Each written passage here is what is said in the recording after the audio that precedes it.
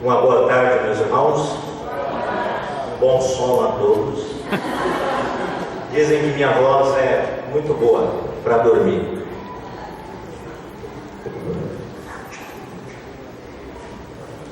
Então, se você trouxe o seu travesseiro, a sua almofada, fique à vontade. Só não pode roncar para não dar microfonia aqui. Eu quero até lançar um deuterocanônico aos irmãos, aos que têm sono, durmam, e aos que têm ouvidos, quem tem ouvidos, ouça. Eu vou lançar um desafio no colo e espero que no coração dos irmãos, que passa pelo Brasil e pelo mundo todo, nos próximos minutos. Na correria eu acabei esquecendo a minha Bíblia.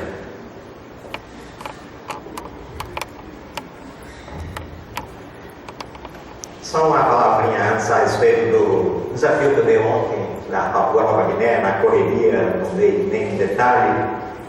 Naquela viagem que chamamos Viagem de Visão, eu tive o privilégio de ir para Papua Nova Guiné, estava em Singapura, de lá para Port Moresby, que é a capital da Papua. De lá pegamos um outro avião para uma das províncias que chama Alotal. Depois um barco singrando as ondas bravias do Oceano Pacífico, 9 horas de barco. A minha esposa e uma irmã do Chile, que coordena o movimento de tradução da Bíblia lá no Chile, elas passaram mal a viagem inteira. Para mim foi uma aventura, porque eu sou igual pato por água. Mas para os irmãos terem uma ideia, ali nós chegamos numa localidade de um povo chamado Sual, na reserva, na aldeia de Bilubilu, ou Bilubilu, povo que ocupa uma extensão de 1000 quilômetros ali no mar, à margem do Pacífico, lá do outro lado da Austrália. Pronto aí? A apresentar a minha família, da direita para a esquerda, meu filho André. O André tem 21 anos, ele faz línguas estrangeiras aplicadas na Universidade de Brasília e já está envolvido com a tradução da Bíblia. Nós temos uma missionária que está há 30 anos no campo e ela está no limite da saúde. Problemas nas mãos, não pode mais digitar. E recentemente não, ano passado ela tomou uma queda de moto, levando uma estaca, uma moto, o cachorro veio e foi aquela coisa, aquela confusão. Ela caiu, se quebrou toda, literalmente, e está numa transição, procurando alguém para continuar aquele trabalho lá na tradução da Bíblia para o povo aqui do Brasil, que se chama Yuru. E achar missionário hoje no Brasil é uma tarefa hercúlea, como achar uma agulha no fundo do paiol, como dizem. Mas o meu filho, dentro das possibilidades, tem ajudado pelo menos a digitar as partes do Novo Testamento que a Aurílio começou há 30 anos. E ela precisa de um substituto, um casal, ou duas moças, ou quem Deus levantar. E o André tem que ter essa tarefa. A Débora tem 25 anos, ela está fazendo mestrado em engenharia de plantas, ela é bióloga. Minha esposa Raquel, ela não veio porque ela é coordenadora do nosso curso de linguística lá em Brasília, e esta é a última semana. E dentro das minhas atividades nos próximos dias eu tenho 2 igrejas para pregar, alguns artigos para escrever e também pregar lá na finalização do curso. E a Raquel também coordena, ela é consultora de educação intercultural, atende a projetos tanto aqui no Brasil quanto em outras partes do mundo, especialmente na África. E, provavelmente o ano que vem nós devemos ir à África, à Índia, para fazer esse tipo de trabalho. Então essa é a minha família. Nós somos da Além há 28 anos, servimos como missionários no movimento de tradução da Bíblia. E mais recentemente, há uns 5 anos, fazemos parte também da nossa Comunhão Batista Bíblica. Tem sido um privilégio também servir aos irmãos. Tem sido uma bênção, a comunhão, ter vocês ao nosso lado, nos suportando literalmente.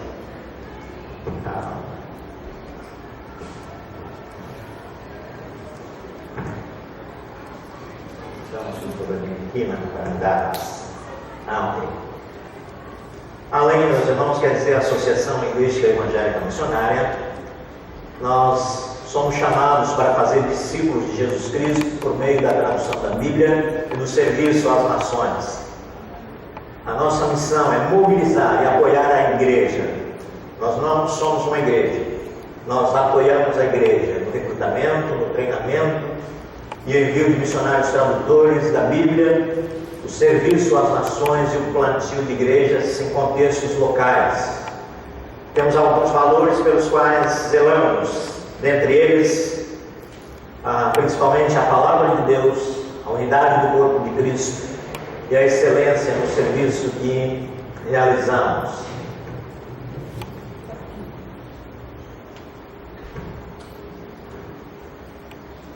Nós estamos envolvidos num movimento chamado Visão 2025 e os irmãos perguntam: o que é isso, pastor? Visão 2025, o senhor vem dar além, que já assusta um pouco. Falando de visão, a Visão 2025, meus irmãos, surgiu no ano de 1999, quando alguns pesquisadores, especialmente 2 amigos, um que serviu aqui no Brasil, Steve Sheldon, e outro chamado John Waters, eles verificando um compêndio com as línguas do mundo, que se chama Ethnolog, eles verificaram que 3.000 línguas não tinham sequer um versículo da palavra de Deus. Então, pensando nisso, surgiu a Visão 2025. O movimento de tradução da Bíblia até 1999 caminhava num ritmo que seriam necessários 150 anos para alcançar o último grupo linguístico da Terra com a tradução da Bíblia e, consequentemente, com o Evangelho de Jesus Cristo. Agora imagine em alguns contextos do mundo, onde a perspectiva de vida não passa dos 40 anos, e esses povos teriam que esperar 150 para que alguém chegasse lá para traduzir pelo menos João 3,16 para essas pessoas. Então seria tarde demais. Então surgiu esse movimento cujo objetivo é alocar uma equipe de tradutores da Bíblia em cada uma das línguas carentes da palavra de Deus até o ano 2025, para que assim vejamos, pelo menos, iniciando-se um projeto de tradução das Escrituras, e que esses povos tenham conhecimento, pelo menos, do Evangelho de João, ou do Evangelho de Lucas, ou algum dos Evangelhos. No mundo, meus irmãos, ainda são faladas 7.000 línguas. 7.000 línguas. Você fala quantas delas? Não fala pelo menos nós 3? Você fala quantas? Eu falo umas 4. Falo da minha tia, da minha mãe, da minha sogra. O mundo já ultrapassou a casa dos 7 bilhões e 200 milhões de pessoas. Difícil de ir. Hoje nós ainda temos a triste realidade das 1919 línguas sem uma vírgula da palavra de Deus, sem um missionário lá para falar do amor de Jesus Cristo. Em pleno século XXI, depois de 2000 anos de história da igreja. E as pessoas que não têm acesso à Bíblia, uma estimativa muito conservadora, elas chegam a 180 milhões de pessoas.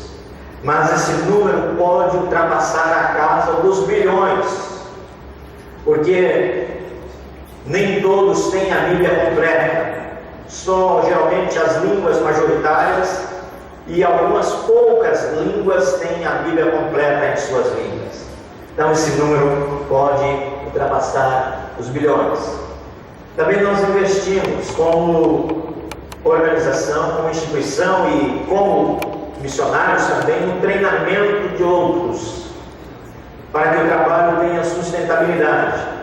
Nós trabalhamos também com um grupo aqui no Brasil, é o meu trabalho pessoal, um povo chamado Caiabi, que habita o estado do Mato Grosso e do Pará.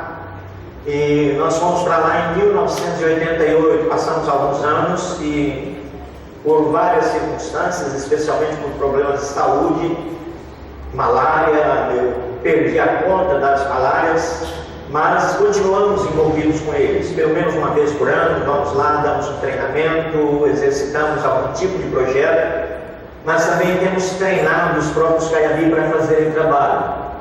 Na Chapada dos Guimarães tem uma escola que se chama a minha é Meu Povo, que treina indígenas para serem missionários aos seus próprios povos ou outros povos aqui do Brasil e de outras partes do mundo.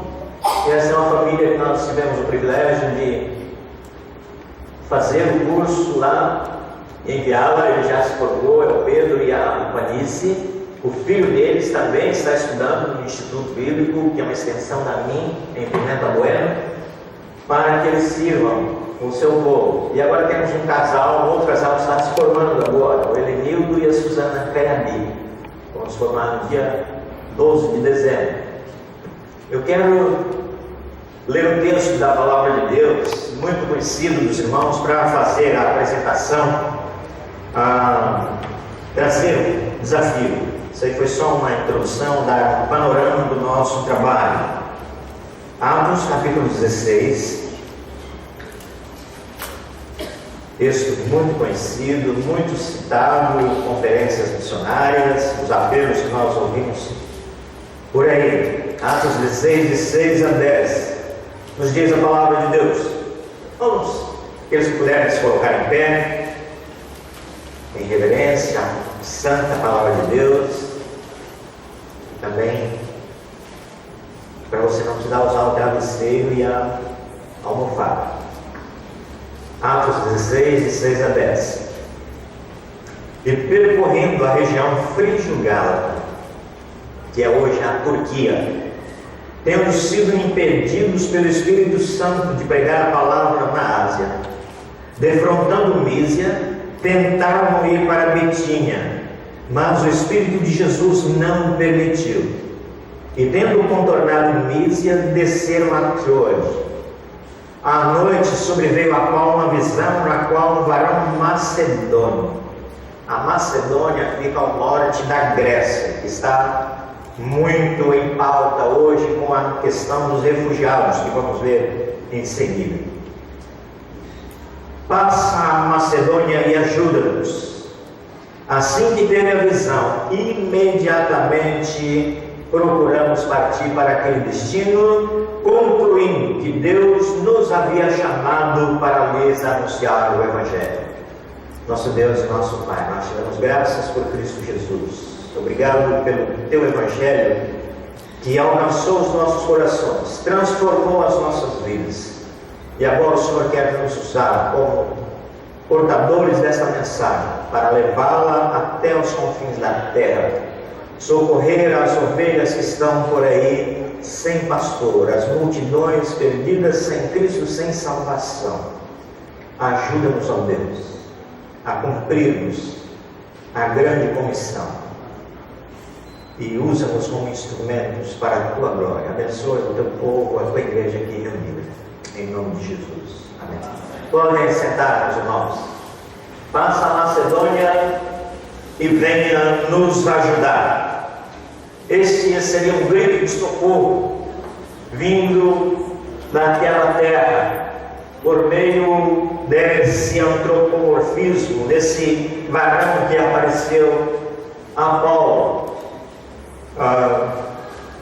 Quais as implicações, meus irmãos, desse pedido hoje? Eu diria aos irmãos, assim, em linhas gerais, que dificilmente nós veríamos ou teríamos necessidade de presenciarmos algo desse tipo hoje. Por quê? Porque existem vários compêndios, vários mecanismos, várias fontes de pesquisa que você pode visualizar quase todos os povos da terra necessitados do Evangelho. Quando eu falei da visão 2025, foi exatamente por meio de pesquisa. Então, se você consultar os materiais de Patrick Johnston, do David Barnes, pesquisar os materiais aqui da Associação de Missões Transculturais Brasileiras, da qual eu também faço parte da diretoria, nos bancos de dados, você vai ver dezenas, centenas, milhares de povos carentes do Evangelho. Então, quando eu digo que esse fato dificilmente se repetiria, não estou aqui impondo nenhum limite a Deus, mas nós temos dados suficientes para vermos a necessidade dos povos. No entanto, essa passagem tem implicações para o mundo de hoje. Nós vivemos no chamado mundo globalizado. Estamos conectados com várias partes do mundo. A tecnologia nos dá esses acessos. Mas a despeito de vivermos no mundo globalizado, meus irmãos, o Evangelho, Jesus Cristo, não é um fator global.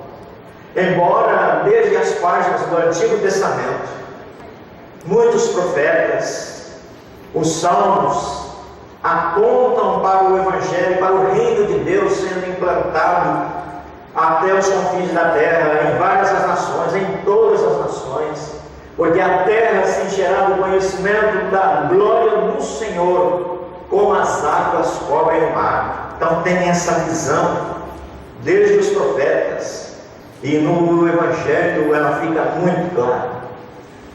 Então vivemos no mundo globalizado, mas infelizmente o Evangelho, Jesus Cristo, o Senhor do Evangelho, não é um fator global.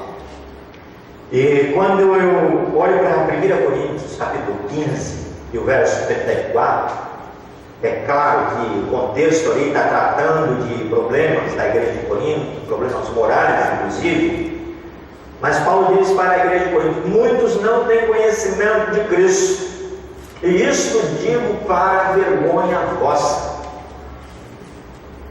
E eu fico pensando, se Paulo tivesse que se dirigir à igreja do século XXI, a igreja brasileira, a igreja de outras partes do mundo, e tivesse que escrever, olhar a realidade do mundo de hoje, 2 milênios depois, e no mundo tão limitado em que ele vivia. Eu estive naquela região da Turquia, lá em Éfeso, recentemente, e fiquei pensando nos contrastes dos tempos apostólicos com os tempos de hoje. Paulo chegou ali naquelas praias, em algumas situações, segurando em tábua, literalmente, e eu vi lá aqueles cruzeiros imensos. O porto de Izmir, por exemplo, o aeroporto de Izmir, 242 portões.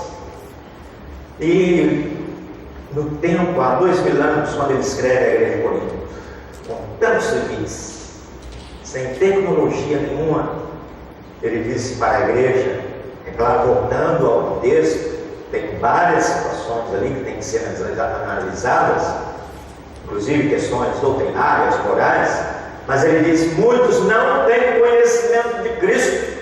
Isso digo para quê? Para a glória de vocês? Não, para vergonha vossa. E se ele tivesse que escrever a nós hoje, quais palavras Paulo encontraria no vernáculo para se dirigir à igreja, diante da situação do mundo em que nós vivemos, de necessidade do Evangelho por todas as partes?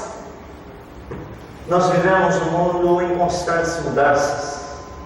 Dizem os estudiosos que a única constante no mundo de hoje, meus irmãos, são as mudanças. E essas mudanças o cristianismo não é uma ilha. Ele sofre a ação dessas mudanças. Uma das mudanças que nós vemos no mundo, no que diz respeito ao cristianismo, são chamados deslocamentos da igreja. O que é isso, pastor? São os movimentos que acontecem em determinados contextos e, de repente, por uma razão ou outra, e mais especificamente por causa da omissão da igreja, ela às vezes morre em determinados contextos e ressurge em outros. O cristianismo é basicamente se é que chamamos o cristianismo de religião, uma religião de proclamação. Ele se mantém, é claro, por meio da palavra de Deus, por meio do Deus da palavra, por meio de Jesus Cristo, mas a maneira de mantermos esse evangelho, a ação da igreja no mundo, é por meio do querigma, da proclamação. E quando a igreja deixa de fazer isso, quando ela abre mão de princípios, abre mão da mensagem, vai acontecer o que chamamos na missiologia de deslocamentos. É o que aconteceu na Turquia, por exemplo. O terceiro, se não o segundo centro do evangelho nos primórdios da igreja. Onde era o primeiro? Onde era o primeiro centro do cristianismo? Roma? Não. Misericórdia. Jerusalém. Segundo, Antioquia. E o terceiro, Éfeso. Se não o segundo. Tanta coisa ali. As 7 igrejas do Apocalipse estavam lá. Estão lá hoje em ruínas, como Éfeso, que eu visitei. Então são chamados deslocamentos. E Éfeso a Turquia, um exemplo disso. E aí caímos no pós-cristianismo. É o que estamos assistindo hoje na Europa. Quantos já ouviram falar que a Europa é um país ou um continente pós-cristão? Já ouviu falar isso?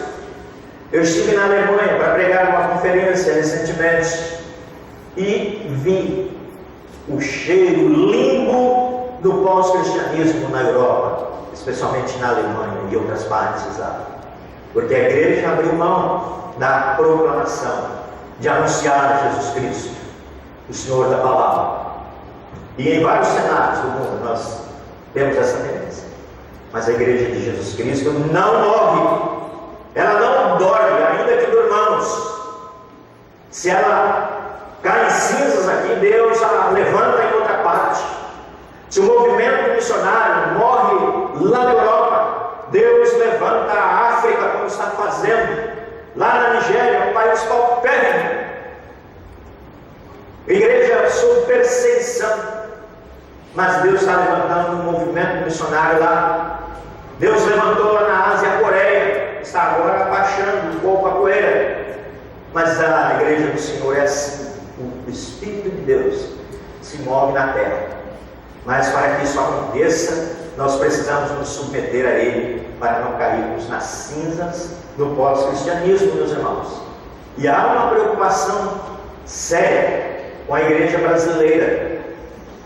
Enquanto eu sei que tem gente orando por um avivamento aqui, tem gente preocupada porque o pós-cristianismo está à sombra da igreja aqui nas Américas. E o Brasil não está fora disso. Então a Europa, dentro desse contexto, tem uma nova configuração. Quem estava lá no acampamento de Valência? Muita gente estava lá. Eu dei esse desafio lá em Valência. Sabe o que aconteceu de lá para cá, irmãos? Você fala, gente, pastor, com essa história de novo. Sabe o que aconteceu? O desafio aumentou. Viu? Então, a Europa, como disse, tem essa nova configuração. Já falei o caso da Turquia, que nos tempos, nos primórdios da igreja, foi no centro do cristianismo.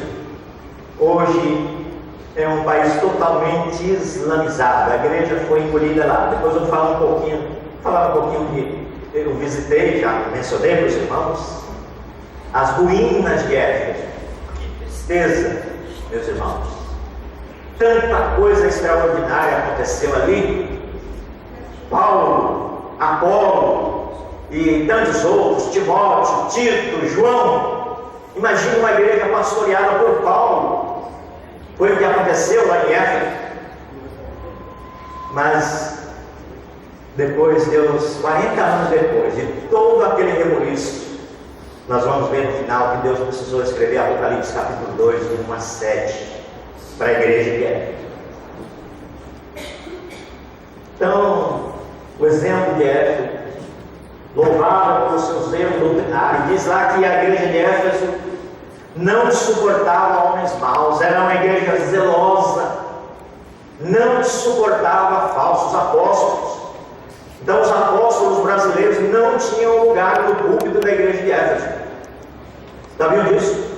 Porque eles não suportavam falsos apóstolos.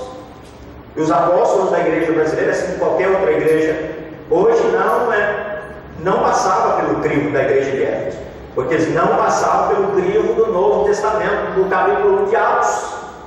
Então eles não tinham lugar. Era uma igreja extremamente ortodoxa, zelosa. E nós precisamos, irmãos, lembrar de zelo, do zelo pela ortodoxia. Mas por outro lado, não podemos cair no que aconteceu com Éfeso, esquecer de amar a Deus sobre todas as coisas. Então Deus louva a igreja de Éfeso por uma série de coisas boas que tinha na igreja. Mas a igreja de Éfeso foi reprovada porque ela simplesmente fez o quê? Abandonou o primeiro amor. Então não podemos esquecer de amar a Deus sobre todas as coisas. Por outro lado, meus irmãos, não podemos ficar entrincheirados, disparando fogo no mundo e lançando pecadores no inferno. Não é essa a nossa missão. Precisamos sair ao mundo salgando e iluminando, espalhando o bom perfume de Jesus Cristo, levando a mensagem de salvação para que os pecadores se arrependam. Essa é a missão da igreja. Só o exemplo da Turquia,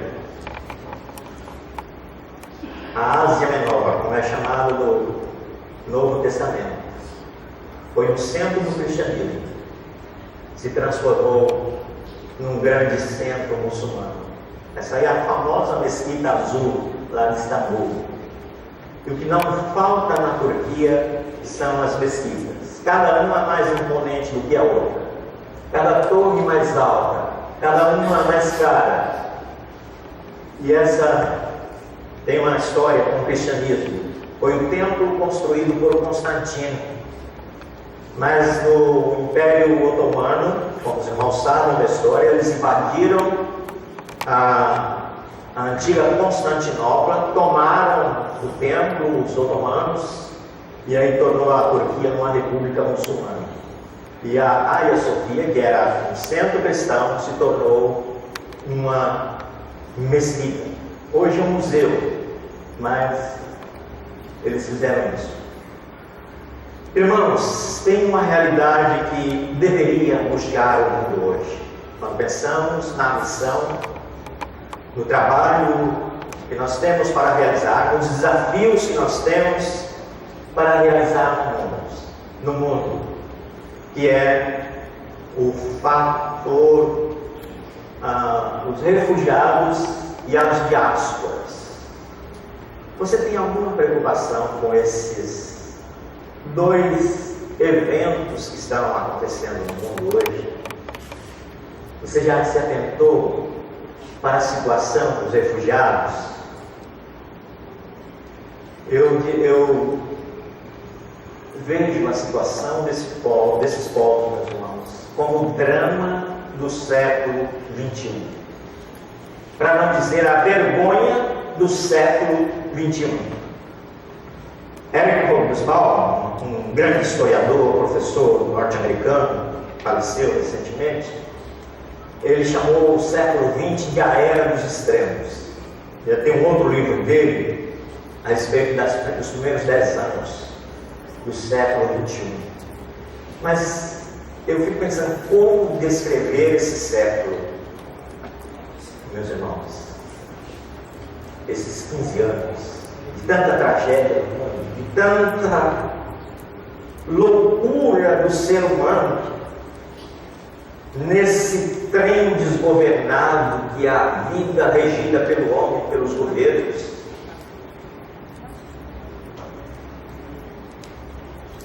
Uma jornada para a incerteza. Essa é a situação dos refugiados hoje.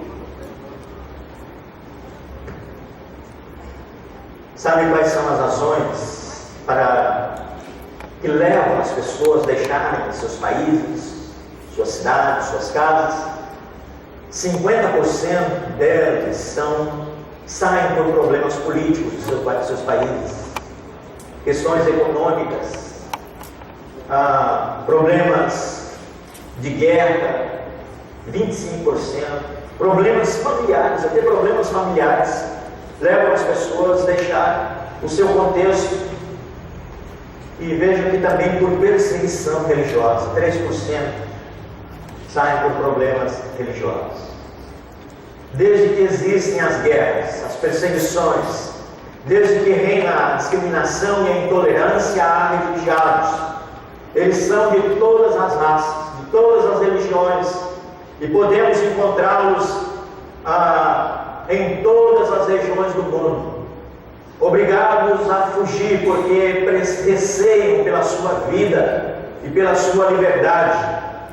Os refugiados abandonam muitas vezes tudo o que têm: casa, bens, família e o país rumo a um futuro incerto em terra estrangeira. A triste jornada. Uma das causas que eu mencionei são as guerras. Dessa loucura do homem sem Deus, meus irmãos. O mundo, as nações investem 4 vezes mais em armas do que investem em comida. E por isso essa desgraça no mundo chamada fome e miséria. O horror da era dos extremos. A foto ficou ruim de ver. Os horrores, guerras, guerrilhas, lutas tribais, cidades destruídas. O mundo está imerso em sangue, meus irmãos. O mundo está imerso em um caos tremendo. E às vezes a igreja não tem percepção disso. E está celebrando, pedindo para Jesus voltar, enquanto o mundo lá fora está de mal a pior, como diz o próprio texto sagrado, imerso em sangue, em morte, em miséria. O ser humano ameaçado pelo próprio homem, que devia ser agente do bem, quando ele se tornou a maior ameaça para o seu semelhante. Esse é o contexto que leva essas pessoas a tal situação. Olhem esses meninos que não têm infância. Eles não têm tempo para brincar, pois o seu brinquedo é uma arma de verdade. Eles não sabem o que é amor, não sabem o que é paz. Eles estão crescendo nesse mundo marcado pelo ódio, alimentado pelo príncipe das trevas. Eles não sabem o que é a vida. Tem um irmão aqui, é o Márcio. Cadê o Márcio? Está lá atrás. Ele tem um menino de 7 anos mais ou menos. Quantos anos tem o seu filho, Márcio?